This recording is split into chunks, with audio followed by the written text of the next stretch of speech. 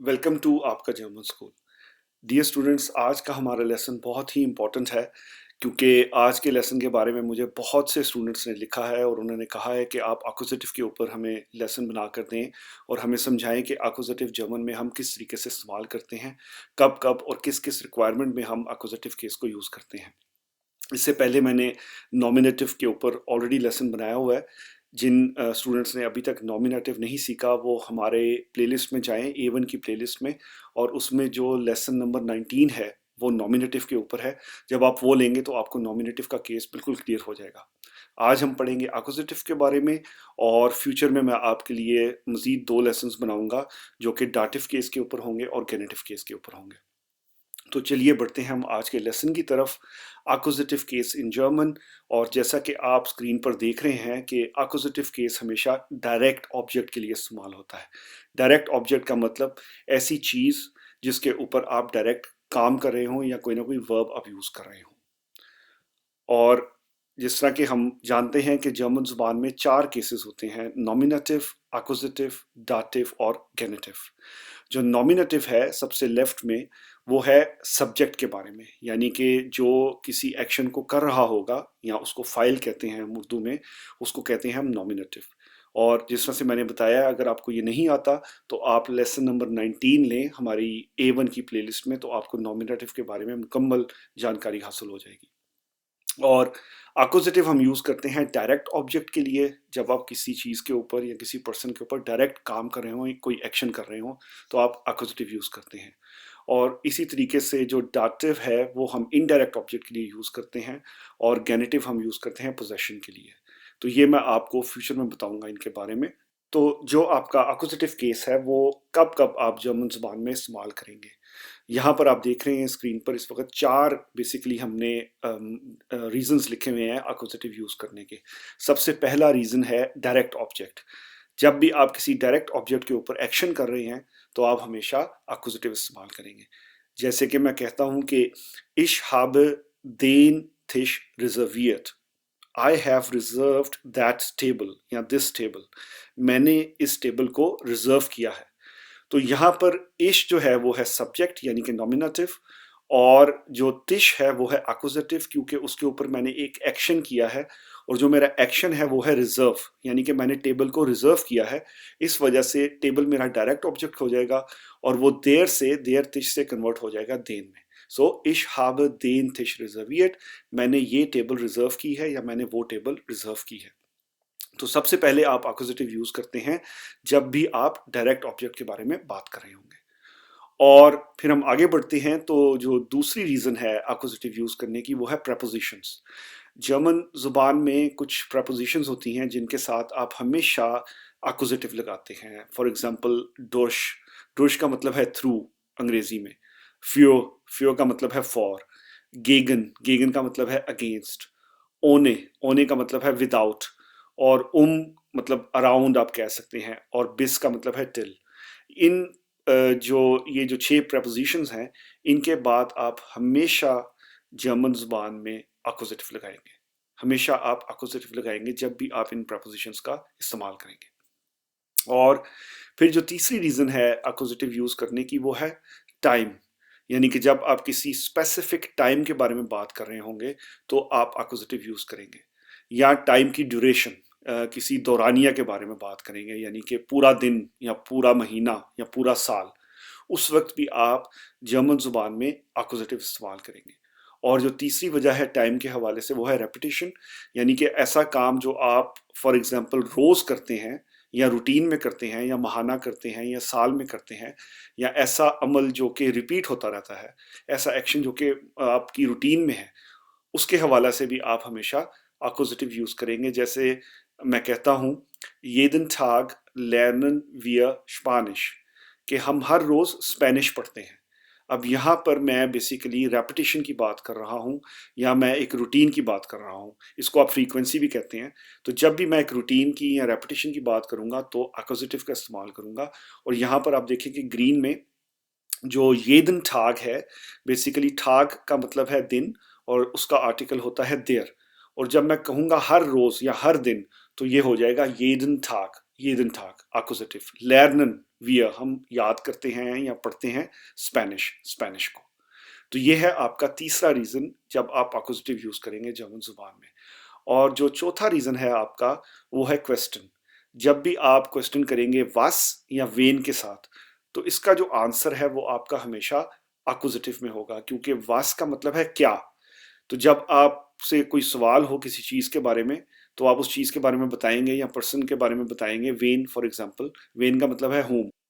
तो उस सूरत में आपका जो ऑब्जेक्ट है वो डायरेक्ट ऑब्जेक्ट हो जाएगा, इस वजह से वो एक्विजिटिव में आएगा। तो ये चारों जो रीजंस हैं, इसके बारे में हम आगे लेसन में बात करेंगे। आगे बढ़ने से पहले मैं आपको एक दफ़ा इसको रिपीट कर देता हूँ कि जब आपका डायरेक्ट ऑब्जेक्ट होगा तो आप एक्विजिटिव यूज करेंगे, या आप सर्टेन प्रपोजिशंस हैं जैसे कि यहाँ पर दी हुई हैं, ये अगर आप इस्तेमाल करेंगे फिर आप एक्विजिटिव यूज करेंगे।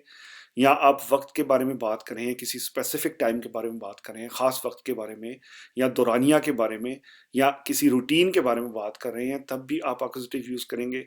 या अगर आपसे सवाल पूछा जाएगा वास या वेन के हवाले से, यानी कि क्या या फिर हुम, तो उस हवाले से भी आप हमेशा एक्विजिटिव यूज़ करेंगे। तो अब हम समझ लेते हैं कि डायरेक्ट ऑब्जेक्ट क्या होता है बेसिकली। अब यहाँ पर आप देख रहे हैं तस्वीर में कि एक बच्चा है, वो किताब पढ़ रहा है, और अंग्रेजी में हम कहेंगे the student reads a book. तो ये जो बच्चा है, ये एक एक्शन कर रहा है किताब के ऊपर, और इसका एक्शन है उसको पढ़ना, वो रीड कर रहा है किताब को। तो इस वजह से ये जो किताब है उसका डायरेक्ट ऑब्जेक्ट हो गया, और जब भी डायरेक्ट ऑब्जेक्ट होगा तो वो एक्विजिटिव में आएगा। तो जब आप सवाल पूछेंगे जर्मन में, तो आप पूछेंगे वास लीस्ट देयर स्टूडेंट, कि ये जो बच्चा है क्या पढ़ रहा है। और यहाँ पर आप देखें कि जो क्वेश्चन है वो वास से आया, क्या से। जिस तरह से हमने यहाँ पर लिखा है कि अगर आपका डायरेक्ट ऑब्जेक्ट हो या वास और व्हेन से आपका क्वेश्चन हो, तो आप एक्विजिटिव इस्तेमाल करेंगे। तो क्वेश्चन है वास लीज देयर स्टूडेंट, ये बच्चा क्या पढ़ रहा है या ये स्टूडेंट क्या पढ़ रहा है। तो आप आंसर करते हैं देयर स्टूडेंट लीज दस बुक। ये जो बच्चा है, यानी कि जो सब्जेक्ट है, नॉमिनेटिव है, वो पढ़ रहा है। लीस्ट का मतलब है पढ़ना, 10 बुक किताब को। तो जिस चीज को वो पढ़ रहा है वो है किताब, और उस पर डायरेक्ट एक्शन हो रहा है पढ़ने का, इस वजह से ये उसका डायरेक्ट ऑब्जेक्ट हो जाएगा, और ये हमेशा एक्विजिटिव में आएगा। और जर्मन जुबान में 10 का जो एक्विजिटिव है वो 10 ही होता है, इस वजह से यहाँ पर हमने 10 लिखा हुआ है। वास लीज देयर स्टूडेंट, ये स्टूडेंट क्या पढ़ रहा है। देयर स्टूडेंट लीज दस बुक, ये स्टूडेंट किताब पढ़ रहा है। तो अब हम आगे बढ़ते हैं प्रपोजिशंस की तरफ, और बताते हैं कि कौन सी ऐसी प्रपोजिशंस हैं जिनके साथ आप हमेशा एक्विजिटिव का इस्तेमाल करते हैं। तो पहली प्रपोजिशन है डोश, यानी कि थ्रू। और मैं कहता हूँ इश फाग डोश देन टनल, मैं जो टनल है उसके अंदर से ड्राइव करके जा रहा हूँ। आई am driving, is fog I am driving डोश then tunnel, through the tunnel. और जो डुर्श है, ये है आपकी प्रपोजिशन, और इस प्रपोजिशन के बाद आप हमेशा हमेशा जर्मन जुबान में एक्विजिटिव लगाएंगे। और जो टनल है, इसका आर्टिकल होता है देयर, यानी कि टनल जिस तरह हम अंग्रेजी में कहते हैं। तो जो देयर से इसका जो टनल का जो आर्टिकल है वो कन्वर्ट हो जाएगा देन में। इश फागर डुश देन टनल, मैं ड्राइव करके गुजर रहा हूँ टनल के अंदर से। इस वजह से यहाँ पर जो टनल है वो एक्विजिटिव हो जाएगा, क्योंकि हमने यहाँ पर प्रपोजिशन लगाई है जो कि है डुश। और इसी तरीके से हम अगली प्रपोजिशन देखते हैं, वो है गेगन। गेगन का मतलब है अगेंस्ट, किसी के खिलाफ। और मैं कहता हूँ एयर इज गेगन मिश, ही इज अगेंस्ट मी, वो मेरे खिलाफ है। और वो जो है एयर, ये हो गया सब्जेक्ट जो कि एक्शन कर रहा है, यानी कि नॉमिनेटिव।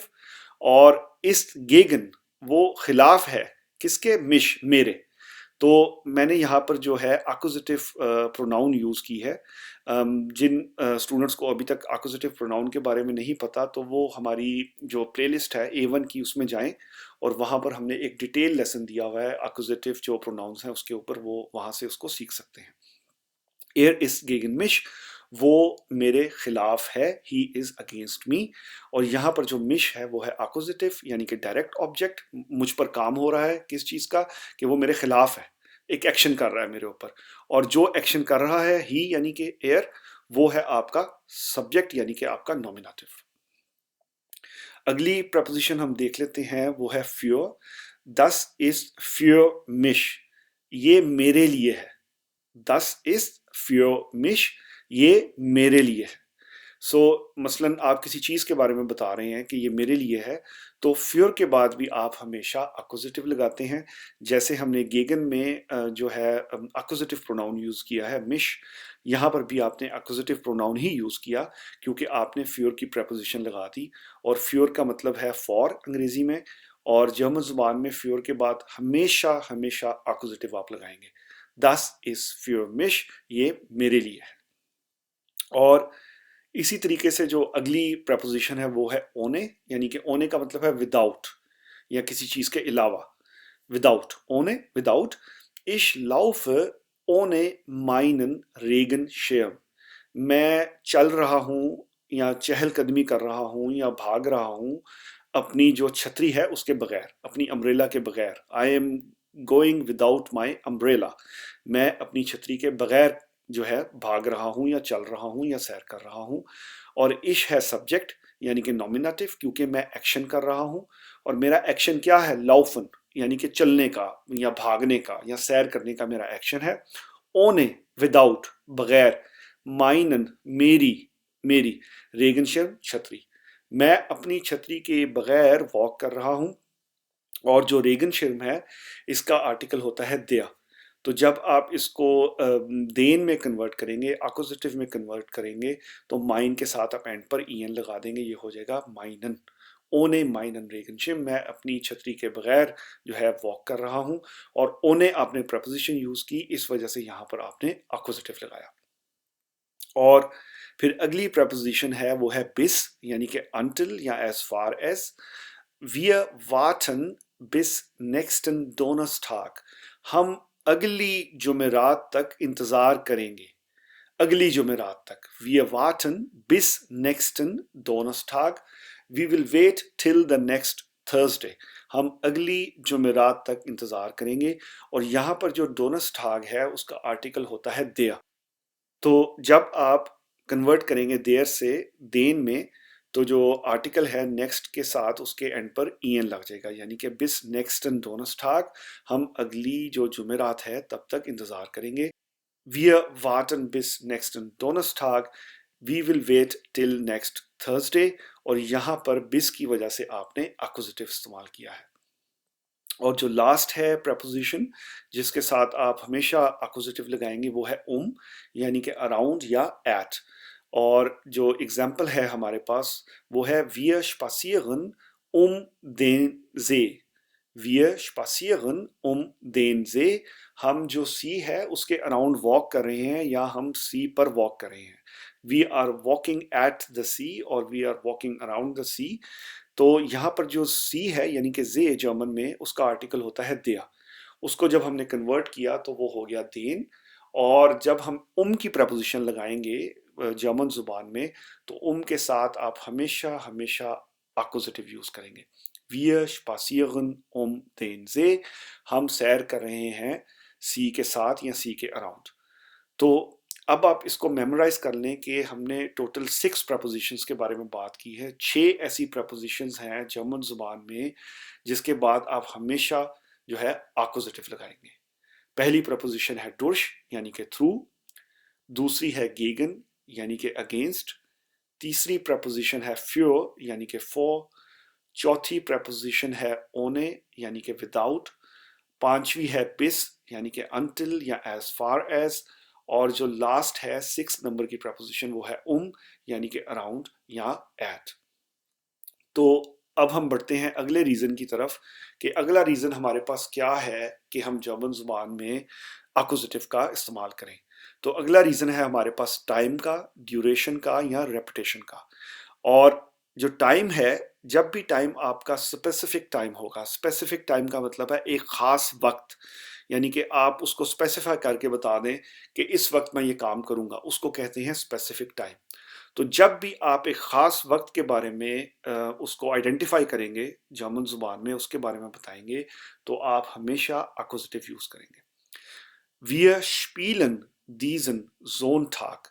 हम इस संडे को खेलेंगे। और wir यहाँ पर है नॉमिनेटिव, spielen है वर्ब, और diesen Sonntag इस संडे को हम खेलेंगे। और ये हम स्पेसिफाई करके बता रहे हैं संडे को, पूरे वीक में से हम स्पेसिफाई करके बता रहे हैं कि हम ये जो है संडे को खेलेंगे। तो इस वजह से यहाँ पर जो है जोन ठाक वो अक्वजिटिव में आया है। और यहाँ पर आप याद रखें कि हमने कोई प्रपोजिशन यूज़ नहीं की। अगर आप कोई प्रपोजिशन यूज़ करते हैं तो फिर आप डाटिव में भी टाइम बताते हैं।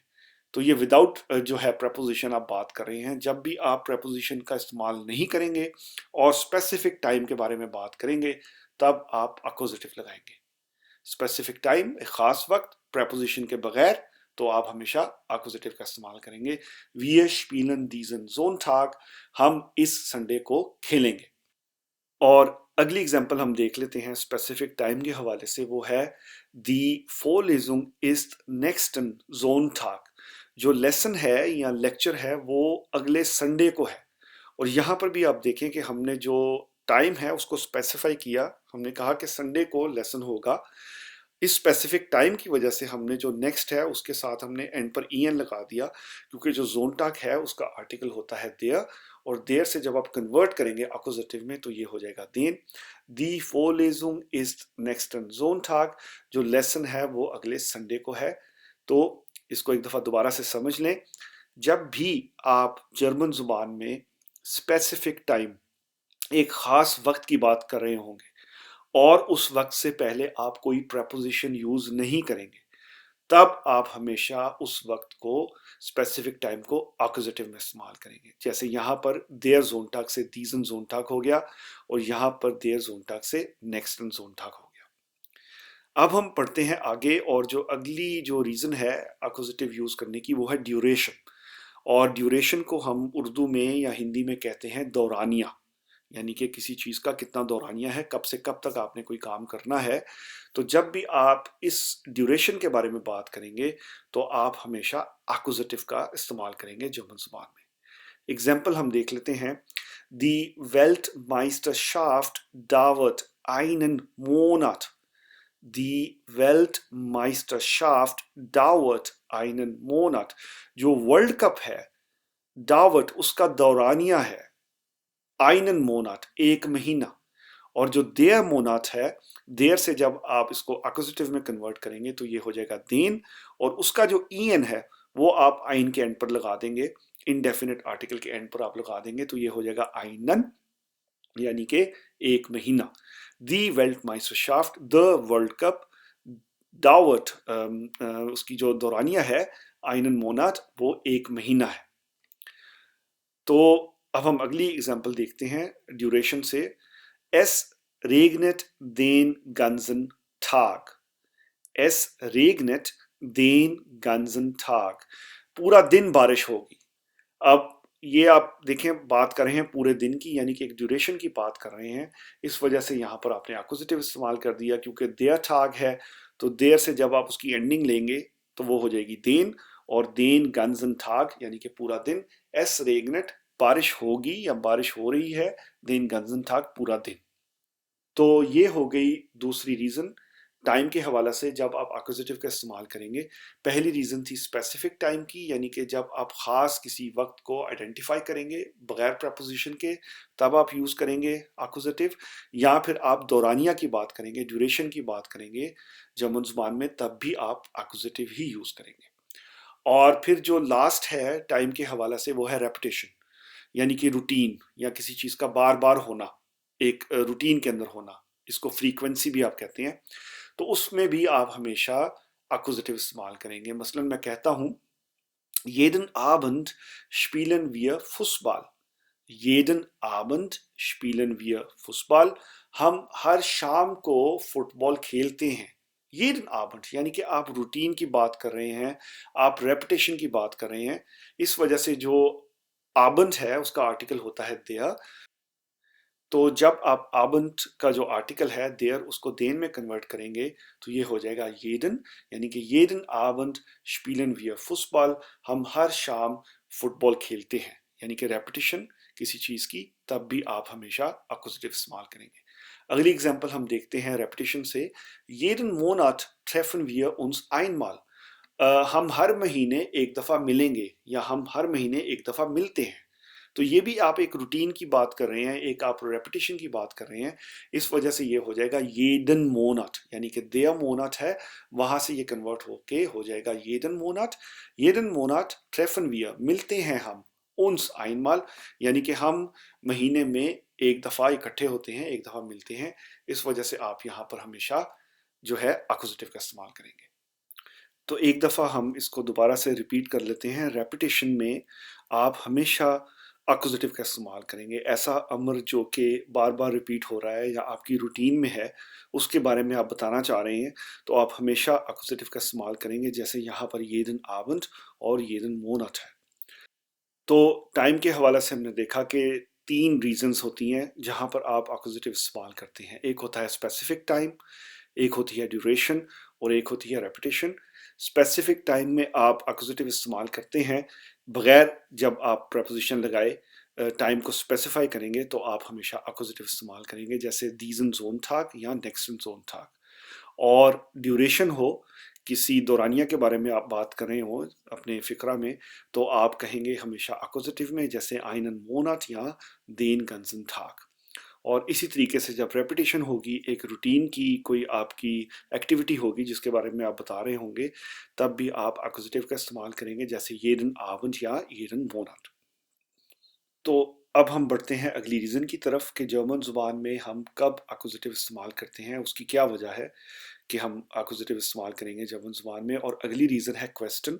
जब आपसे पूछा जाए कोई क्वेश्चन और जिस क्वेश्चन में आपसे was के हवाले से पूछा जाए, यानी कि व्हाट या क्या, तो उस क्वेश्चन का जो आंसर है आप बताएंगे हमेशा एक्कुजेटिव में, क्योंकि जब आप किसी चीज़ के बारे में बताएंगे और उस पर कोई एक्शन हुआ होगा, तो वो आपका ऑटोमेटिकली डायरेक्ट ऑब्जेक्ट हो जाएगी।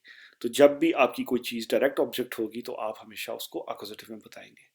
तो एग्जाम्पल्स हम देख लेते हैं। जैसे यहाँ पर लिखा है was siehst du, was siehst du, तुम क्या देख रहे हो या तुम क्या देखते हो। तो उसका जवाब है ich sehe den Park, मैं पार्क को देख रहा हूँ। ich sehe, मैं देख रहा हूँ, den Park, पार्क को। और यहाँ पर जो ich है वो है नॉमिनेटिव, यानी कि सब्जेक्ट, sehen है देखना, और मैं एक एक्शन कर रहा हूँ किसके ऊपर, पार्क के ऊपर। इस वजह से जो पार्क है उसका आर्टिकल है देयर, वो कन्वर्ट हो जाएगा देन में। ich sehe den Park, मैं पार्क को देख रहा हूँ। Was siehst du, तुम क्या देखते हो, what are you seeing।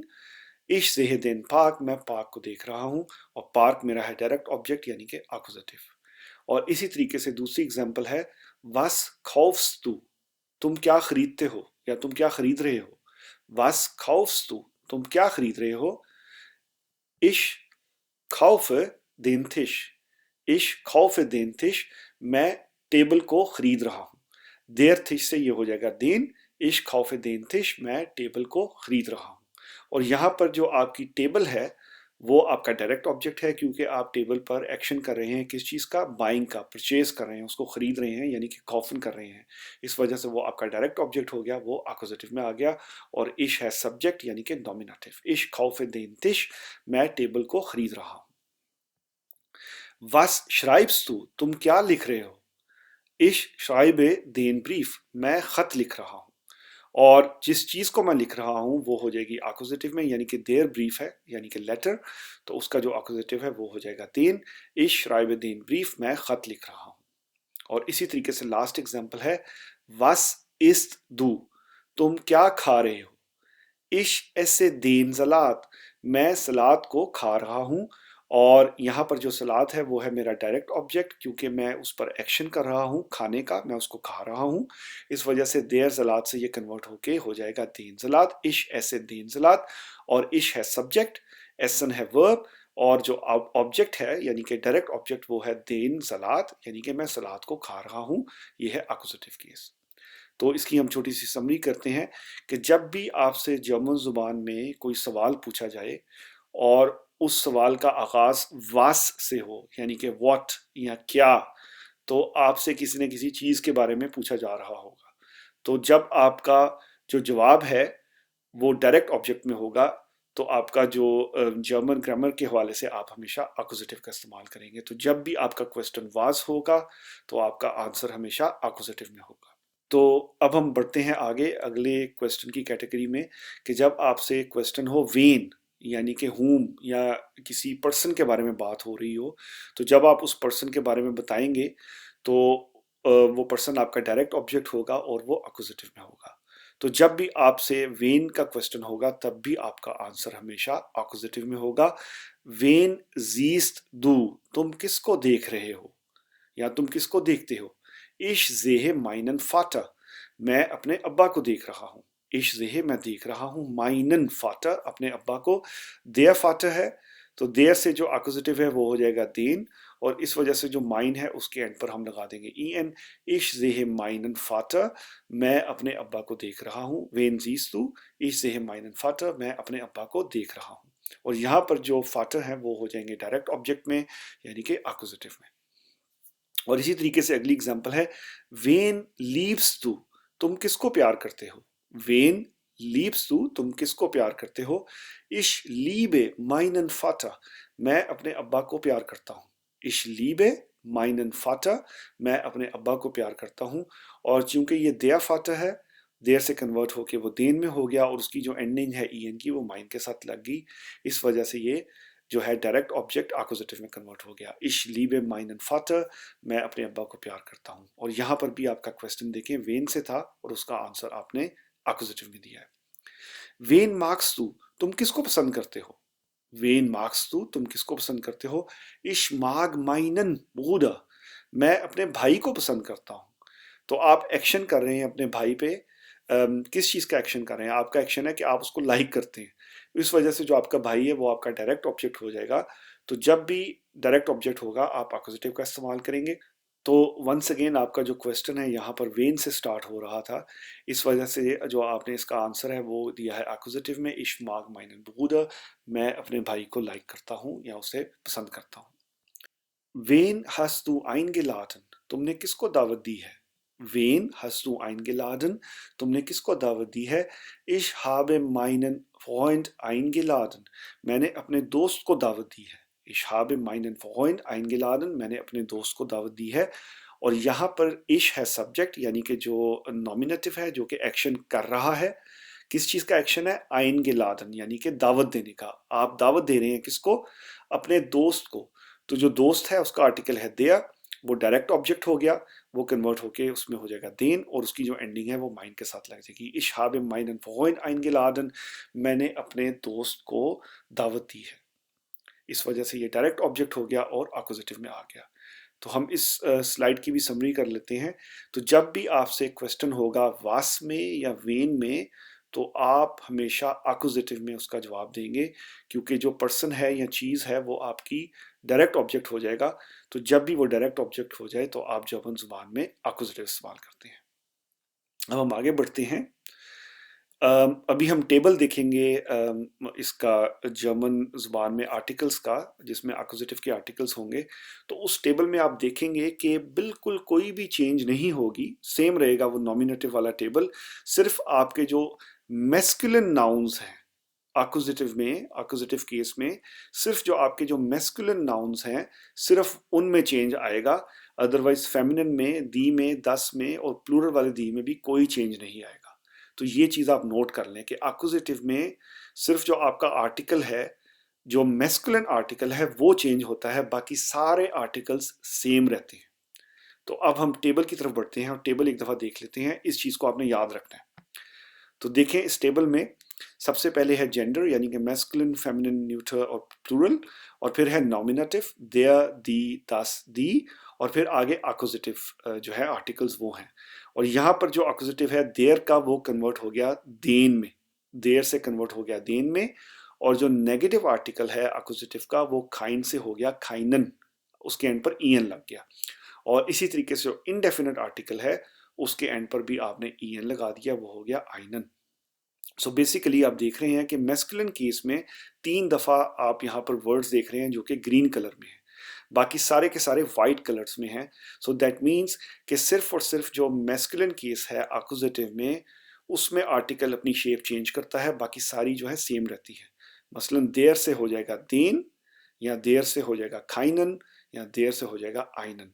और बाकी जो है आर्टिकल फेमिनिन के दी का दी ही रहेगा, 10 का 10 ही रहेगा और फिर जो प्लूरल वाला दी है उसका भी दी ही रहेगा अक्यूजेटिव केस में, सिर्फ देयर का चेंज होगा। तो इस टेबल को आप अच्छे तरीके से याद कर लें और जो मैंने आपको एग्जांपल्स दी हैं उनको भी अच्छे तरीके से समझ लें, तो आप यकीनी तौर पर अक्यूजेटिव केस आज कंप्लीटली सीख चुके हैं और आपको एग्जाम में बिल्कुल ये मदद करेगा और आपकी गलती नहीं होगी अक्यूजेटिव में। और अगर आपको लेसन की समझ नहीं आती या आपका कोई क्वेश्चन है तो आप मुझे कमेंट सेक्शन में लिख सकते हैं, मैं आपको डेफिनेटली उसका जवाब दूंगा, तो आपके कॉन्सेप्ट्स क्लियर करूंगा। तो स्टूडेंट्स, ये था हमारा आज का लेसन।